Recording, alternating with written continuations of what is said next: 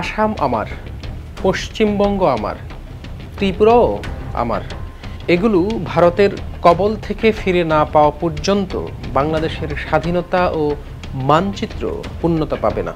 ভারতের চোখে চোখ রেখে এই কথাগুলো বলেছিলেন মাওলানা আব্দুল হামিদ খান ভাসানী। তার এই বক্তব্য থেকে বোঝা যায় আসামের সাথে সে সময় বাংলাদেশ কতখানি কানেক্টেড ছিল।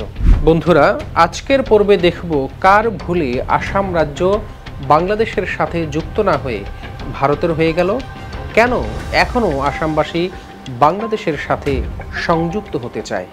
চলুন শুরু করা যাক, তবে তার আগে চ্যানেলটি সাবস্ক্রাইব করে আমাদের সাথেই থাকুন।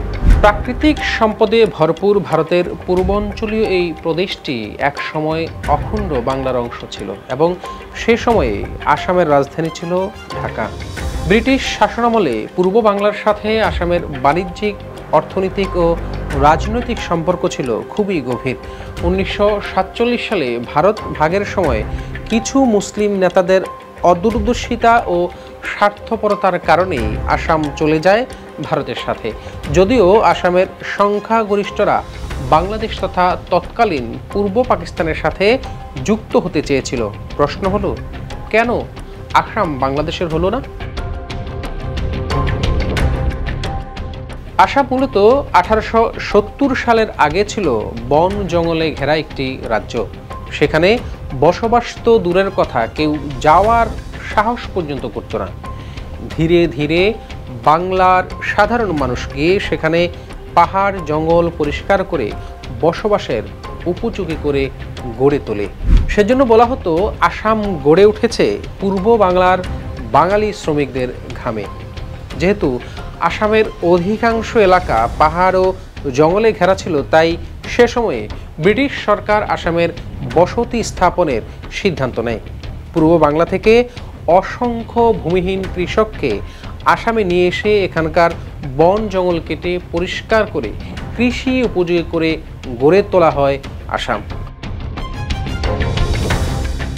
মূলত পূর্ব বাংলার মুসলিমরা আসামকে তিলে তিলে গড়ে তুলেছেন, অথচ সেই ব্রিটিশ আমলে আসামে যাওয়া মুসলিম বাঙালিদের অনুপ্রবেশকারী বলে তকমা দেয় ভারত সরকার। এমনকি তাদের নাগরিকত্ব দিতেও অস্বীকৃতি জানায় ভারত।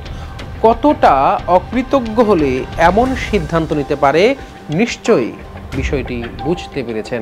1947 সালে আসাম বাংলাদেশের সাথে যোগ দিলে আজকে তাদের নিজ দেশের নাগরিকত্ব পাওয়ার অধিকার নিয়ে যুদ্ধ করতে হতো না। এমনকি সেখানে বসবাস করা বাঙালিদের নিজ ভাষায় কথা বলার অধিকারও হারাতে বসেছিল। আমাদের মতো তাদেরও জীবন দিয়ে মাতৃভাষা রক্ষা করতে হয়েছে।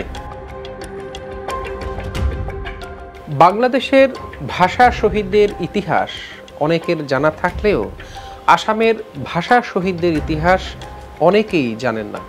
1961 সালে আসামের রাজ্য সরকার আসামের বাঙালিদের ওপর অসমিয়া ভাষা চাপিয়ে দেয় এবং সেখানকার দাপ্তরিক ভাষা হিসেবে একমাত্র অসমিয়া ভাষাকে স্বীকৃতি দেয়, যার বিরুদ্ধে আসামের বাঙালিরা প্রতিবাদ করলে 11 জন বাঙালিকে হত্যা করে আসাম পুলিশ। এবার আসি, কোন রাজনৈতিক নেতাদের দূরদর্শিতার অভাবে আসাম বাংলাদেশের সাথে যুক্ত হতে পারেনি সেই প্রসঙ্গে। আসাম সর্বপ্রথম পূর্ব বাংলার অংশ করার প্রস্তাব তোলা হয় 1903 সালে। বঙ্গভঙ্গ করার সময় বাংলা আসাম ও উড়িষ্যা নিয়ে একটি আলাদা প্রদেশ করার কথা বিবেচনা করে ব্রিটিশ প্রশাসন। সে সময়ে পূর্ববঙ্গ ও আসামের মানুষের জীবনযাত্রা ছিল অত্যন্ত নিম্নমানের।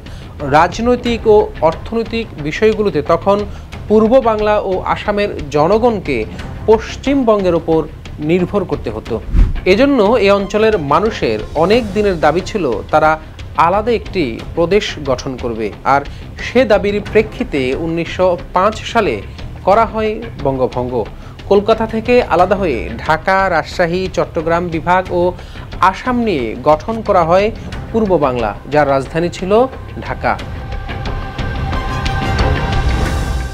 এর ফলে আসামের মানুষের জীবনযাত্রার অনেক পরিবর্তন আসে। অনেক বাঙালি তাদের শিল্প কারখানা এবং বাণিজ্যিক প্রতিষ্ঠান পূর্ববঙ্গে স্থানান্তর করে। তৈরি হয় নতুন নতুন স্কুল, কলেজ ও বিশ্ববিদ্যালয়।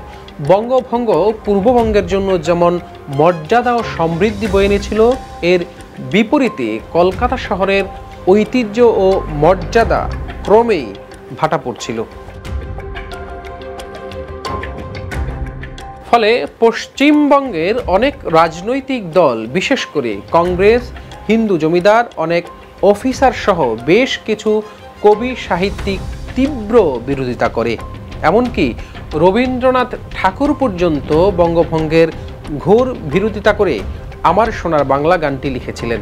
পশ্চিমবঙ্গের তীব্র বিরোধিতার মুখে ব্রিটিশ সরকার 1911 সালে বঙ্গভঙ্গ রদ অর্থাৎ বাতিল করে। আসাম আবার বাংলাদেশ থেকে আলাদা হয়ে যায়। এরপর 1947 সালে যখন ব্রিটিশরা ভারতবর্ষ ছেড়ে চলে যায়, তখন আরেকবার সুযোগ আসে আসামকে বাংলাদেশের সাথে যুক্ত করার। 1947 সালে বাঙালি রাজনৈতিক নেতারা জিন্নার কাছে বাংলা ভাষাভিত্তিক আলাদা রাষ্ট্র গঠনের প্রস্তাব করেন, কিন্তু লর্ড মাউন্ট ব্যাটেন সাফ জানিয়ে দেয়, যদি ভারত বিভক্ত চায় তবে বাংলাদেশকেও ভাঙতে হবে। মূলত জিন্না নিজের পাকিস্তান নিয়ে এতটাই ব্যস্ত ছিল যে বাংলার দিকে তার কোনো আগ্রহই ছিল না। শুধুমাত্র হোসেন শহীদ সোহরাওয়ার্দী ও শরৎচন্দ্র বসু মাউন্ট ব্যাটেনের বাংলা ভাগের সিদ্ধান্তের তীব্র বিরোধিতা করেন। পরবর্তীতে তারা জানতে পারেন বাংলা নিয়ে ফয়সালা অনেক আগেই দিল্লিতে হয়ে গেছে। বাংলা শেষ পর্যন্ত ভাগ হচ্ছে এবং আসাম ও ত্রিপুরা ভারতের সাথেই থাকছে। মূলত জিন্না ও নেহেরুর সিদ্ধান্তেই বাংলাকে ভাগ করা হয় এবং আসাম ও ত্রিপুরা ভারতের হয়ে যায়। বন্ধুরা, আপনি কি মনে করেন ত্রিপুরা ও আসাম আবার বাংলাদেশের সাথে সংযুক্ত করা সম্ভব? কমেন্টে অবশ্যই আপনার মতামত জানাবেন। আজ এ পর্যন্তই। চ্যানেলটি সাবস্ক্রাইব করে আমাদের সাথেই থাকুন। ইএফটি ফার্স্টের সাথে ট্রেড করুন যে কোনো জায়গা থেকে। ক্যাম্পাসে ক্লাসের ফাঁকে, ঢাকার জ্যামে বসে কিংবা ঘরে বসে, ট্রেডিং এখন হাতের মুঠোয়। তাই ট্রেড করুন যখন খুশি, যেখানে খুশি।